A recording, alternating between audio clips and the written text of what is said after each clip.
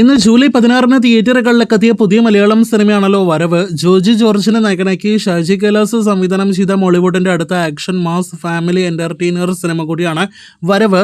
Joji George, Arjuna Ashokan, Abhimanyu Thilakan, Murali Gopi തുടങ്ങിയവരൊക്കെ അഭിനയിച്ച AK സാജന്റെ തിരക്കഥയിൽ തിയേറ്ററുകളിലെത്തിയ cinema കൂടിയ വരവിന്റെ ആദ്യ ഷോ ഇപ്പോൾ കേരളത്തിൽ നടന്നുകൊണ്ടിരിക്കുകയാണ്. ആദ്യ പകുതി അഭിപ്രായങ്ങൾ പുറത്തു വരുമ്പോൾ എബോ ആവറേജ്, ഡീസന്റ്, പോസിറ്റീവ് തുടങ്ങിയ അഭിപ്രായങ്ങളാണ് പ്രേക്ഷകരിൽ നിന്ന് സിനിമ നേടിയെടുത്തിരിക്കുന്നത്.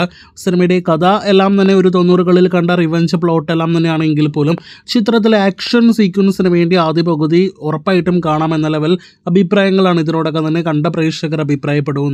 നല്ല കിടിലൻ ആക്ഷനാണ്, ജോജുവിൻ്റെ ആക്ഷനാണ് സിനിമയിലുള്ളത് എന്നതാണ് സിനിമയുടെ ആദ്യ പകുതിയുടെ പ്രധാനപ്പെട്ട പോസിറ്റീവ്. രണ്ടാം പകുതി വളരെ മികച്ച അഭിപ്രായങ്ങൾ നേടിയെടുത്താൽ ഉറപ്പായിട്ടും വരവ് ഇന്നത്തെ വിന്നർ സിനിമയായിട്ട് മാറാം. എന്തായാലും സിനിമയുടെ മുഴുനീള അഭിപ്രായങ്ങൾ കേട്ട് കാത്തിരിക്കൂ. ഷാജി കൈലാസിൻ്റെ തിരിച്ചുവരവാകുമോ വരവ് എന്നറിയാനായിട്ട് കാത്തിരിക്കാം. കൂടുതൽ വരവ് വാർത്തകൾക്ക് കാത്തിരിക്കൂ.